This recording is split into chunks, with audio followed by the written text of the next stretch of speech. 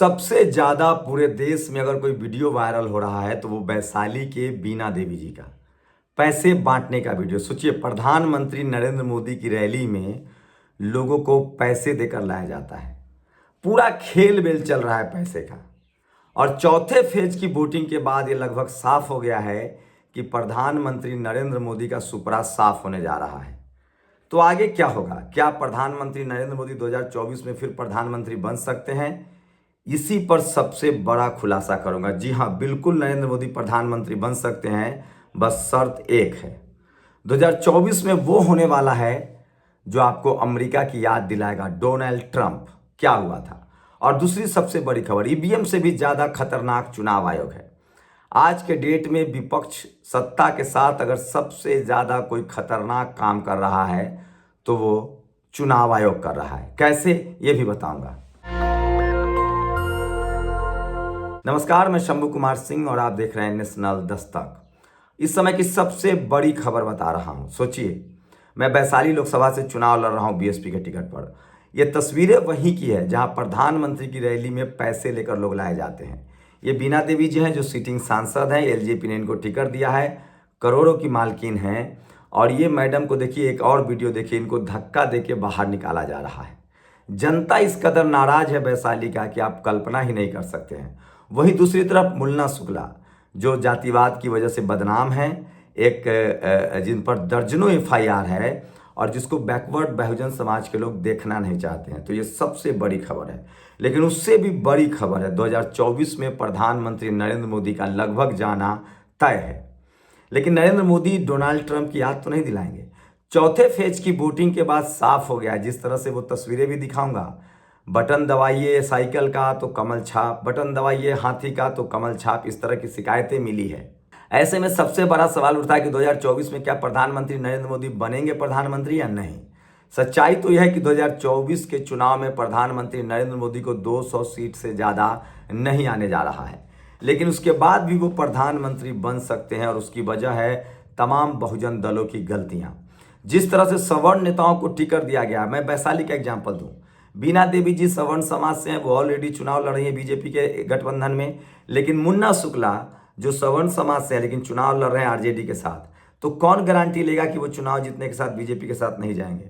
पिछले 10 सालों में सबने देखा है, बीएसपी से ही ब्रजेश पाठक जैसे लोग, तमाम दलित पीछे, कई तो बैकवर्ड समाज और दलित समाज के लोग भी जिस तरह से बीजेपी में गए हैं, और सवर्ण समाज की संख्या सबसे ज्यादा है। आरजेडी में आनंद मोहन के बेटा एक दिन में पाला बदल लेते हैं। सोचिए, तो बैकवर्ड नेता भी गए हैं, दलित नेता भी गए, लेकिन सबसे ज्यादा सवर्ण समाज के नेता जो हैं वो बीजेपी के साथ गए हैं, नरेंद्र मोदी के साथ गए हैं, आरएसएस के साथ गए हैं, क्योंकि उनकी वैचारिक आइडियोलॉजी है। हो सकता है दलित पिछड़े डर से जाएं, सीबीआई इनकम टैक्स ईडी के डर से जाएं, लेकिन सवर्ण समाज की आइडियोलॉजी आरएसएस के साथ है, बीजेपी के साथ है, इसलिए वो जमकर वहां गए हैं। कांग्रेस जिसने 60 साल मलाई खिलाई, सोचिए, ऐसे नेताओं की फहरिस्त है। अशोक चौहान के, मिलिंद देवरा, उसके बाद जिंदल जैसे लोग, जितेंद्र प्रसाद से जैसे लोग, मतलब न जाने कांग्रेस तो पूरी की पूरी बीजेपी हो गई। और खासकर 99% सवर्ण समाज के नेता बीजेपी को प्रेफर करते हैं। तो क्या 2024 में अगर 200 सीटों का आंकड़ा बीजेपी छू लेगी तो सभी पार्टी के जीते हुए, चाहे वो इंडिया गठबंधन, कांग्रेस का तो सूरत में देख लीजिए क्या हुआ, इंदौर में देख लीजिए क्या हुआ। तो कांग्रेस वालों का तो भरोसा ही नहीं है कि कांग्रेस से जो सवर्ण समाज के लोग लड़ रहे हैं वो कहाँ जाएंगे। और उसी तरह से किसी भी पार्टी के सवर्ण समाज के नेता हों वो बीजेपी में नहीं जाएंगे, इसकी क्या गारंटी लेगा। तो इसलिए पूरे देश में बैकवर्ड फॉरवर्ड का चुनाव है और बैकवर्ड समाज के लोग बिल्कुल पसंद नहीं कर रहे हैं। अभी मैं सुन रहा था एक भाषण जो गठबंधन में है एनडीए के साथ, राजभर साहब, उन्होंने कहा कि बीजेपी से प्रॉब्लम है लेकिन राजभर से प्रॉब्लम तो नहीं रखिए। तो दलित पिछड़ों पर तो फिर भी भरोसा किया जा सकता है, लेकिन सवर्ण समाज के नेता, अपने सामाजिक हितों के लिए सपा के नेता पांडे जी, सोचिए कैसे गए। तो तमाम दलों के जो सवर्ण समाज के नेता है, देखिए अमेरिका में क्या हुआ था, डोनाल्ड ट्रंप के चुनाव हारने के बाद किस तरह से कब्जा कर दिया गया था राष्ट्रपति भवन पर, बाद में लोगों को सजा हुई। तो भारत में भी लोकतंत्र की जड़ें गहरी है, कोई ऐसा करने की हिमाकत नहीं करेगा। लेकिन ये हो सकता है कि सवर्ण समाज के नेता अगर 40-50 सीटें कम पड़ी तो वो जा सकते हैं नरेंद्र मोदी के साथ, जिसकी पूरी पूरी संभावना है। आप लोग की क्या प्रतिक्रिया है, क्या वो जाएंगे नहीं जाएंगे, ये सबसे बड़ा सवाल है। उसके बाद तीसरी बड़ी खबर है चुनाव आयोग की। बनारस में क्या हो रहा है, एक हास्य कलाकार को, रंगीला को नामांकन भरने नहीं दिया जा रहा है। मतलब किस तरह की लड़ाई हो रही है। वैशाली में चुनाव प्रचार नहीं कर सकते, इस तरह के हालात हो रहे हैं, तो आप कल्पना कर सकते हैं कि देश में किस तरह के हालात हैं। और इसलिए मैं कह रहा हूँ कि सोशल मीडिया ही सच्चा मीडिया है, सोशल मीडिया ही बहुजन मीडिया है। तो ये सबसे बड़ी खबर बता रहा हूँ मैं आपको कि किस तरह से इस देश में एक पोलराइजेशन हो रहा है और पूरे देश में बैकवर्ड फॉरवर्ड का चुनाव है। और चुनाव आयोग सबसे ज़्यादा बीजेपी को फायदा पहुंचा रहा है। सोचिए, एक एक ऑब्जर्वर मेरे जैसे लोगों को देख रहे हैं कहाँ चुनाव प्रचार कर रहे हैं। विपक्ष के पास पैसा भी नहीं है, हम जैसे लोग तो ऐसे ही गरीब हैं, जनता की मदद से चुनाव लड़ रहे हैं, उसके बाद भी परेशान किया जा रहा है परमिशन को लेकर। तो चुनाव इस तरह से लेंदी कर दिया गया विपक्षियों के लिए कि वो चाह कर भी प्रचार नहीं कर सकते। आप गाड़ी का परमिशन करवाइए, गाड़ी के परमिशन के बाद जहाँ प्रचार करवाएंगे वहाँ का परमिशन करवाइए, तो पूरा चुनाव आपका जो है वो परमिशन में निकल जाता है। तो ये भी सबसे बड़ी खबर है। उसके बाद भी वैशाली में जिस तरह से मुझे समर्थन मिल रहा है वो शानदार है, काबिल तारीफ है। नेशनल दस्तक के यूट्यूब पर, नेशनल दस्तक के ट्विटर पर, मेरे शंभू कुमार सिंह के फेसबुक पर, शंभू कुमार सिंह के ट्विटर पर आप पूरा अपडेट दे सकते हैं। तो पूरे देश की सबसे बड़ी खबर है। और सोचिए, जो बीना देवी जिनका पैसे देने वाली खबर चल रही है, वो भी वीडियो जो है वो मेरे लोकसभा का है, मैं ही उनके खिलाफ चुनाव लड़ रहा हूँ। तो यहाँ से तो एक धनबली है, एक बाहुबली है। और सोचिए कि एक पहले दोनों जो एक बीजेपी में है, बीजेपी में वो चली गई थी, पार्टी तोड़ दिया था चिराग जी का, फिर वो चिराग जी के पास आ गई हैं। एक मुन्ना शुक्ला है, वो जेडीयू में थे, बीजेपी के साथ गठबंधन में थे, फिर से आरजेडी से टिकट ले रहे हैं। तो दलित पिछड़ों के लिए बड़ा मुश्किल है और चुनाव आयोग ने तो और मुश्किल कर दी है। खैर, फिर भी मैं चुनाव लड़ रहा हूँ। उसके बाद कुछ बड़ी खबरें हैं जो आप देखिए। पहले तो बीना देवी जी को किस तरह से वैशाली में जनता हुटिंग कर रही है वो देखिए। पैसा बांटने की खबर वायरल हो गई है। ये देखिए, अशोक महतो की ये पत्नी है जो मुंगेर से ललन सिंह के खिलाफ चुनाव लड़ रही हैं। उसके बाद इनको जाति सूचक शब्द कहे गए हैं। तो दलित पिछड़े आज भी अगर अड़ गए हैं, आप चुनाव लड़ रहे हैं, आप मजदूरी कीजिए, ठेला चलाइए, रिक्शा चलाइए, कोई बात नहीं। अगर आप चुनाव लड़ेंगे, अड़ेंगे, तो आपके साथ मुश्किल हो जाएगी। तेज प्रताप यादव का वीडियो वायरल हो रहा है जिसमें उन्होंने अपने पार्टी कार्यकर्ता को धक्का दिया है। तो जब तक पॉलिटिकल मोनोपोली रहेगी तब तक इस तरह के हालात होंगे। ये देखिए, बनारस में नामांकन तक नहीं करने दिया जा रहा है। ये तमाम ट्विटर पर है और विलास खरात ने ट्वीट किया है। बनारस में लोगों का नामांकन नहीं करने दिया जा रहा है। मुझे कई वहाँ के निर्दलीय कैंडिडेट ने मुझे फ़ोन करके कहा कि सर हमें नामांकन नहीं किया जा रहा है। ये फोटो देखिए, उज्जैन के चुनाव अधिकारी ने बूथ पर लगाए मोदी मोदी के नारे। तो चुनाव आयोग के अधिकारी हों, इस देश में सवर्ण समाज के लोग एक मुश्त है। यूपी में कन्नौज और कानपुर में वोटिंग थी, दोनों जगह बीजेपी और विपक्ष के लोगों के बीच झड़प हुई, बीजेपी के लोग मार खाए हैं।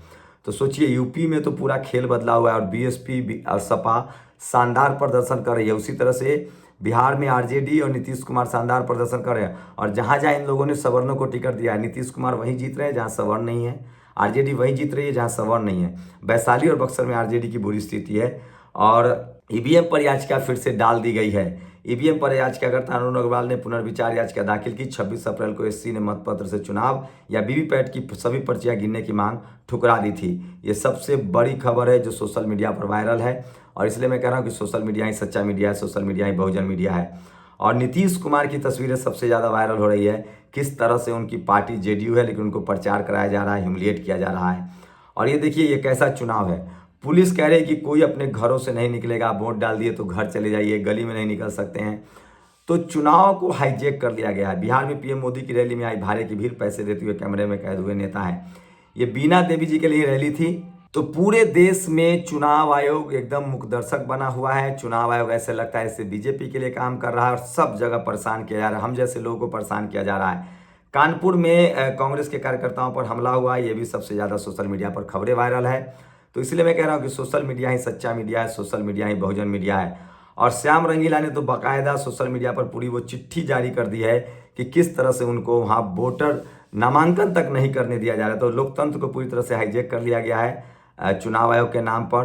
और कल जिस तरह से तस्वीरें सामने आई थी, चुनाव चौथे दौर के फेज में लोग वोट कहीं डाल रहे हैं, निकल कहीं आ रहा है, वीवीपैट की गिनती नहीं होगी। बीजेपी एमपी अरविंद धर्मपुरी जो संविधान बदला जाएगा का दावा करते हैं। सोचिए, अब पोलिंग बूथ पर सवाल करें कि महिलाएं बुर्का पहनकर क्यों आती हैं, पोलिंग बूथ के कार्यकर्ता हैं वो मोदी मोदी का नारा लगा रहे हैं। तो चुनाव आयोग की विश्वसनीयता सबसे ज़्यादा खतरे में है। मैंने साइकिल दबाया, पर्ची निकली कमल की, इस तरह के तमाम आरोप जो हैं वो लोगों ने लगाए हैं। और ये सबसे खतरनाक और दर्दनाक खबर है। लोकतंत्र और संविधान पर भरोसा करने वालों को ये वीडियो जरूर देखना चाहिए। सोचिए, सुप्रिया सुले ने ट्वीट किया है 45 मिनट तक ये देखिए किस तरह से वोटिंग ईवीएम जहां रखा गया है 45 मिनट तक कैमरे बंद थे 45 मिनट तक। तो तमाम जो हथकंडा अपनाया जा रहा है 45 मिनट तक कैमरे बंद हो रहे हैं और ये तमाम खबरें हैं जो सोशल मीडिया पर चल रहा है, सोशल मीडिया पर बताया जा रहा है। और मुंगेर में एक कुर्मी समाज के कैंडिडेट हैं अशोक महतो, उनके खिलाफ जिस तरह की कॉन्स्पिरेसी की गई है वो बड़ा खतरनाक है। और साइकिल पर बटन दबाया और कमल छाप निकला है, ये भी बड़ी खबर है जो सोशल मीडिया पर वायरल है। और मैं जिनके खिलाफ चुनाव लड़ रहा हूँ, पर यूपी में 2 पत्रकारों की हत्या हो गई। तो ये तमाम बड़ी खबरें हैं जो टीवी अखबार आपको नहीं दिखाएगा, इसलिए हमें पत्रकारिता भी करनी पड़ रही है। सोशल मीडिया ही सच्चा मीडिया है, सोशल मीडिया ही बहुजन मीडिया है। आप लोग अपनी प्रतिक्रिया जरूर दीजिए, शुक्रिया। नेशनल दस्तक की आपसे गुजारिश है कि अगर इसको बचाना चाहते हैं तो नेशनल दस्तक को सब्सक्राइब करने के लिए रेड कलर के सब्सक्राइब बटन को दबाएं, फिर बेल आइकन की घंटी दबाएं। नेशनल दस्तक को बचाने के लिए बहुत जरूरी है कि हर खबर को शेयर करें, लाइक करें, कमेंट जरूर करें।